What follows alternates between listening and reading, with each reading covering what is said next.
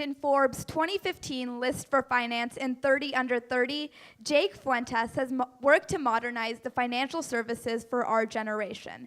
Seeking fulfillment in his career and a chance to create a positive social impact, Fuentes launched Level Money, an award-winning financial management application.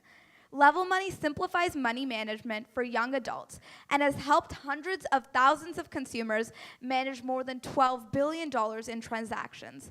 Backed by top investors, Jake is empowering his generation to take control of their financial futures and create their own version of the American dream.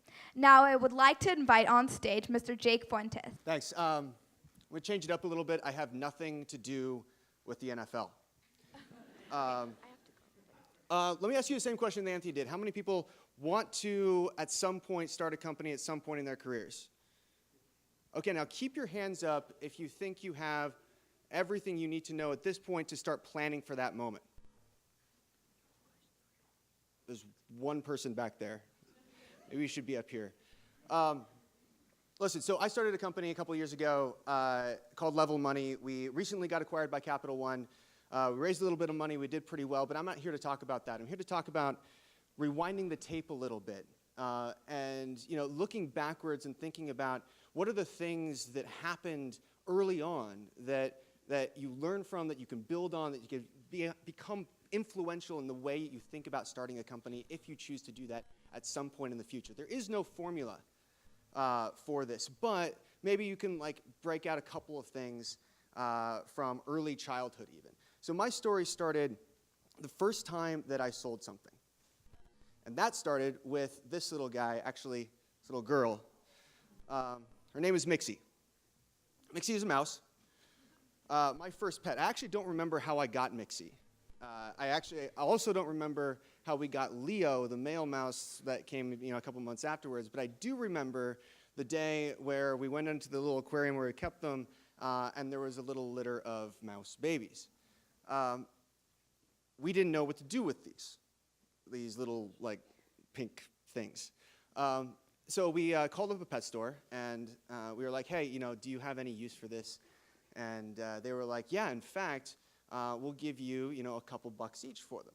And as an 11-year-old, I got dollar signs in my eyes. Maybe this can scale. So I convinced my dad to build what we called the Mouse Hotel, which is a dresser of aquariums. There's 6 of them. I wish I had a picture of it. I don't. 6 aquariums all in drawers. Each aquarium was divided into 4 sections. Each section had a mouse couple in them, and we were manufacturing mice. I was 11. At any given time, we'd have between, 60 and 100 mice. And I would be pulling in between, 30 and 50 bucks a week, which for, 11-year-old was actually pretty cool. All of this came to a screeching halt when my little sister decided that, who was 8, she decided that she wanted to take Mixie on a ski trip that we were going on. And she put the Mixie in the front pocket of her ski jacket that went on the run, got back, she found out, or she saw that Mixie looked a little cold. So she did what any well-wishing, thoughtful 8-year-old would do, and she put Mixie in the microwave. 30 to 45 seconds later, Mixie was no more, and I went back to mowing lawns.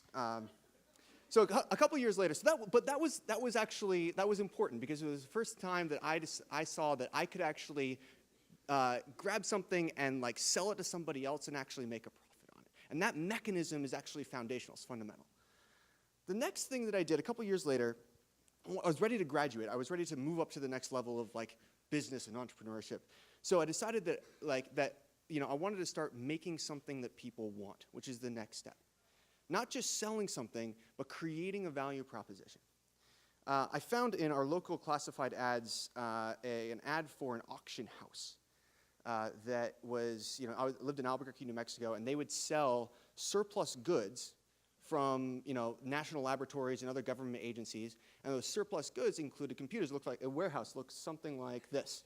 So pallets of old computer equipment, you didn't know if it worked or not, but they would sell them for $5 a pop. And you'd be able to bid on them, and and the highest bidder win the auction. So I took my mouse money, and I started buying up some computers, and then I would assemble them, and from 50 different computer sets, I would assemble 5 that worked, that would actually look like this, and would sell those for a couple $100 a pop. That was 1999. Yes, computers look like that. Like that's a thing. But what I learned from that was actually 3 things.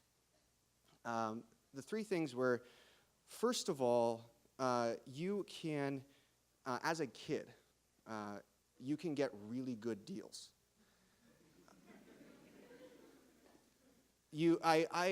People were like, I was bidding on stuff, and people were like, don't bid against him. He was a kid. I milked that for all it was worth. I took them to the cleaners. Second thing is that if you plug too many computer systems into one outlet, you may cause an electrical fire and get grounded for 6 months.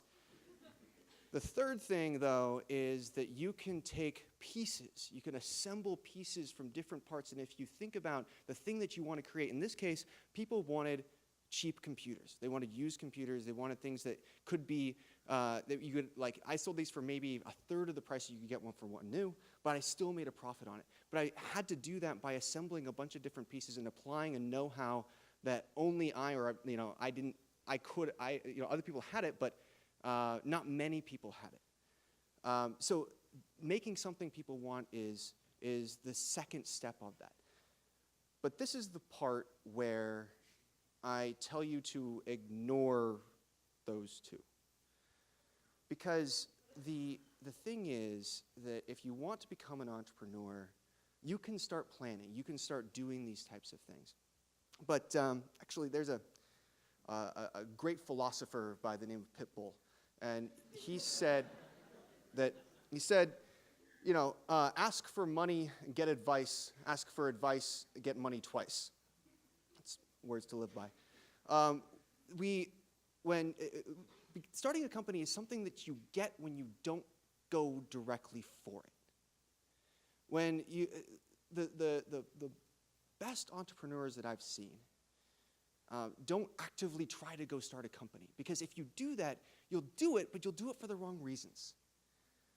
And if you do it for the wrong reasons, you won't actually be able to get through the hard times, because the fact is that moving through, starting the process of taking nothing and creating something is extraordinarily hard. People tell these stories like, I started this company and I sold it to that. What they're glossing over are incredibly hard trials. It's like the scene in Iron Man where they take clips from like where he's actually building the suit, and they'll just like jump from scene to scene to scene. He's in the workshop. But all of that is like months and months and months of work. And if you don't do it for the right reasons, you won't be able to get through that. Doing it for the right reasons means diving into the thing that you're passionate about. Diving into not building a company for building a company's sake, but diving into robotics or photography or sports medicine or event planning and learning everything you need to know about those subjects. And then at some point, you'll encounter a problem that you can't get out of your head. You'll encounter a problem that you can't not solve. And you'll know enough about everything about that problem in order to be successful at doing that. So, and then you'll be able to look back and the entire time that you've been building this thing will seem like a long crescendo up until that moment. So that's why the biggest piece of advice that I give to aspiring entrepreneurs is, yes, sell something. Yes, build something that people want. But most of all, just learn. Thanks.